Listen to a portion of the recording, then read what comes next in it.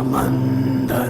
যুগের পরিবর্তনে সমাজে অনেক কিছু বদলে গেছে। প্রযুক্তির অগ্রগতি যেমন আমাদের জীবনকে সহজ করে তুলেছে, তেমনি কিছু প্রাচীন বিশ্বাস আজও অন্ধকারে ছায়া হয়ে রয়ে গেছে। বিশেষ করে বলিউডের গ্ল্যামার আর প্রগতির দুনিয়ায় এই কালো ছায়ার উপস্থিতি অবাক করে দেয় সবাইকে। অভিনেতা অভিনেত্রীর ব্যক্তিগত জীবনে আজও কুসংস্কার ও অন্ধবিশ্বাসের সঙ্গে জড়িয়ে আছে। हाथों से छुपाऊं आजा मेरी गुड़िया। সুশান্ত সিং রাজপুতের অকাল মৃত্যুর পর সবচেয়ে বেশি সমালোচিত হয়েছিলেন রিয়া চক্রবর্তী। আত্মহত্যার জন্য প্ররোচনা দেওয়ার পাশাপাশি তার বিরুদ্ধে কালো জাদু করার অভিযোগ উঠেছিল নেটপাড়ায়। যদিও পরে নিজেকে তিনি জানিয়েছিলেন, প্রায়শই মজা করে নিজেকে অলৌকিক ক্ষমতার অধিকারী বলে বিবৃতি দেন।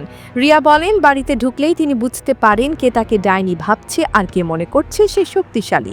আর তার এই কথাবার্তা যেন প্রমাণ করে আধুনিকতার মাঝে এখনও গভীরভাবে লুকিয়ে থাকা কুসংস্কারের ছায়া।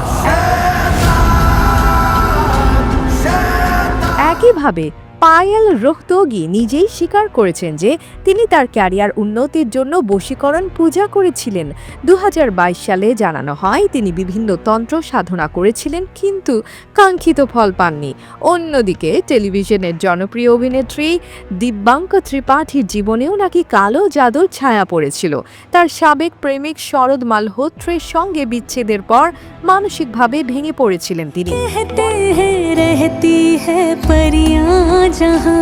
বলিউডের এই গোপন কালো জাদুর গুঞ্জনগুলো বিতর্কের জন্ম দিলেও জোরালো প্রমাণের অভাবে এসব কাহিনী শুধু অন্ধকারে রয়ে গেছে। তবে তারকাদের ব্যক্তিগত জীবন ও এই অজানা গোপন গল্পগুলো ভক্তদের মধ্যে আগ্রহের পারদ সব সময়ই উঁচুতে।